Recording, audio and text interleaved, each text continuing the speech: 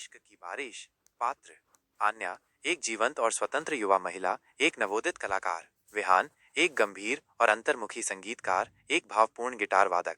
सारांश: आन्या और विहान दो आत्माएं जो जुड़ाव की तलाश में हैं, खुद को एक हलचल भरे शहर के बीच एक दूसरे की ओर आकर्षित पाते हैं। उनके रास्ते अप्रत्याशित रूप से मिलते हैं। उनकी प्रारंभिक मुलाकातें एक हिचकिचाहट वाली चिंगारी और कला के लिए साझा प्यार से चिन्हित हैं। आन्या अपने जीवंत रंगों और संक्रामक हंसी के साथ विहान के संतुलित दिल को तोड़ना शुरू कर देती है।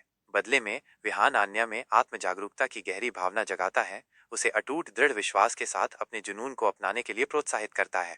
कहानी: मुंबई में मानसून का मौसम आ गया था, जिससे शहर ग्रे रंगों की एक सिम्फनी और बारिश की लयबद्ध धड़कन में बदल गया। कोलाबा की भूल भुलैया जैसी गलियों में खोई हुई आन्या एक जीर्ण शीर्ण छतरी के नीचे शरण लेती है। उसका चित्र फलक और रंग भीग रहे हैं। एक मधुर गिटार की धुन हवा में बह रही थी। उसका ध्यान एक अन्य छतरी के नीचे दुबके हुए व्यक्ति की ओर आकर्षित कर रही थी, जिसके हाथों में एक घिसा पिटा गिटार था।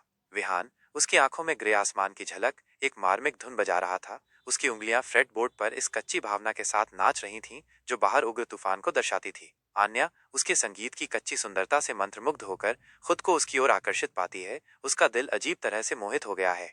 उनकी प्रारंभिक मुलाकातें हिचकिचाहट भरी नजरों और चुराए गए पलों से चिन्हित थीं। आन्या अपनी संक्रामक हंसी और असीम ऊर्जा के साथ धीरे धीरे विहान के संतुलित खोल को तोड़ना शुरू कर देती है। वह अक्सर उसे उसी गली में बजाते हुए पाती थी और वे घंटों बातचीत में खो जाते थे। उनके शब्द साझा सपनों और अनकहे इरादों की एक टेपेस्ट्री बुनाते थे।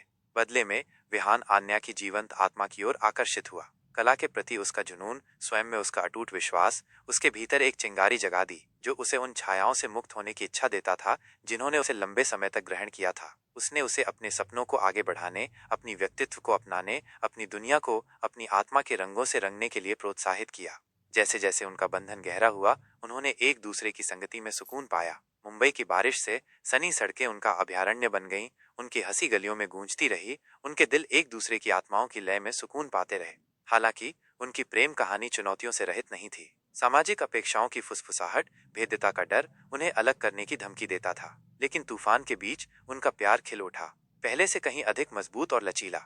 एक बारिश वाली शाम को उसी छतरी के नीचे जहां वे पहली बार मिले थे, विहान ने अपना दिल खोल दिया। उसका संगीत उसकी गहरी भावनाओं का प्रतिबिंब था। आन्या, उसके चेहरे पर आंसू बह रहे थे। उसने उससे अपना प्यार कबूल किया।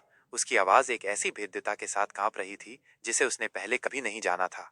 और जैसे जैसे बारिश जारी रही, संदेहों और भयों को धो रही थी, उन्होंने एक दूसरे को गले लगा लिया। उनकी प्रेम कहानी अंततः मानसून की सिम्फनी के बीच अपनी आवाज पा रही थी। समापन: वर्षों बाद आन्या और विहान अपने आरामदायक अपार्टमेंट की बालकनी पर खड़े थे। उनकी बेटी फर्श पर जीवंत क्रेयॉन से स्केच कर रही थी। नीचे शहर की रोशनी टिमटिमा रही थी, उनके घर से निकलने वाली गर्मी को दर्शाती थी। जैसे ही बारिश होने लगी, उन्होंने एक दूसरे को